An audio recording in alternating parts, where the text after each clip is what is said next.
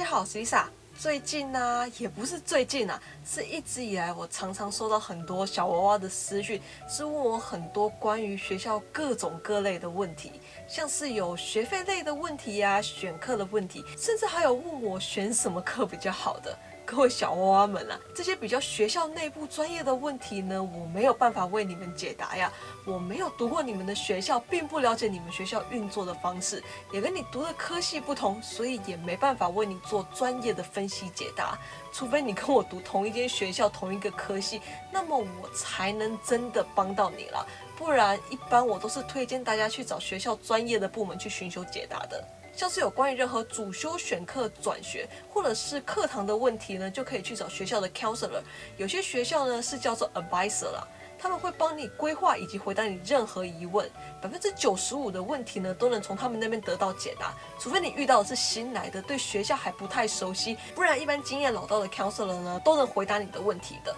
像我之前去找 counselor 的时候啊，我就直接跟他说我的数学不太好，请问有推荐哪种数学课比较简单的吗？他就推荐我学校的统计学课。他们因为每天接触的学生很多，所以都大概知道哪个课比较热门、比较简单。所以这种问题呢，拜托直接去问你们学校的 counselor， 问我是没有用的啦。那大家知道 counselor 除了可以帮忙解决学科上的问题之外，找工作啊、找实习之类的，他们也都可以帮忙哦。虽然国际学生在学期间不能在校外找工作啦，不过校内还是可以的。他们可以帮你查找哪一种比较适合你，告诉你怎么去办。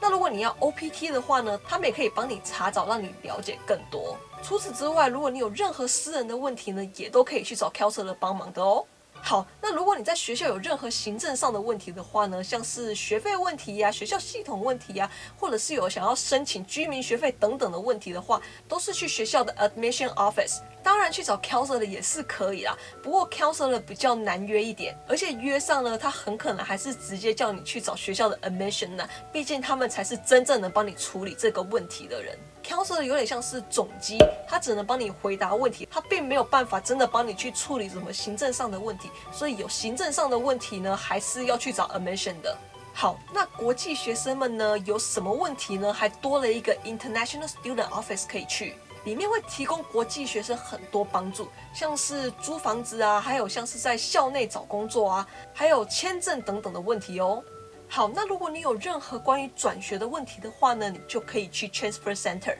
里面会有专业的老师帮你解答很多关于转学的问题，像是我之前要转学的时候啊，我就直接跑去 Transfer Center 用里面的电脑去填写我的申请表，有什么问题呢，我就直接去问里面的老师。那其他像是申请时间啊，申请之后该做什么呢，他们也都会告诉你。那如果你有任何学习上的问题的话呢，推荐大家可以去学校的 Learning Center， 很多学校应该都有啦，里面有很多 tutor 可以辅导你功课，大部分的学校应该都是免费提供的。我之前数学功课有问题，我就去过，虽然他们不能帮我写作业啦，但他们会教我理解，然后帮助我完成作业。另外，我之前英文课要写作文的时候呢，我也去找过他们。他们陪我看了一下题目跟要求，确定我理解了，然后跟我一起讨论，还给我一些建议跟方向。我要转学的 personal statement， 我一开始写完之后呢，我是先拿去给 counselor 帮我看了，他看完之后给了我一些意见，我改完之后呢，本来还是想去的，不过因为他们太忙了很难约，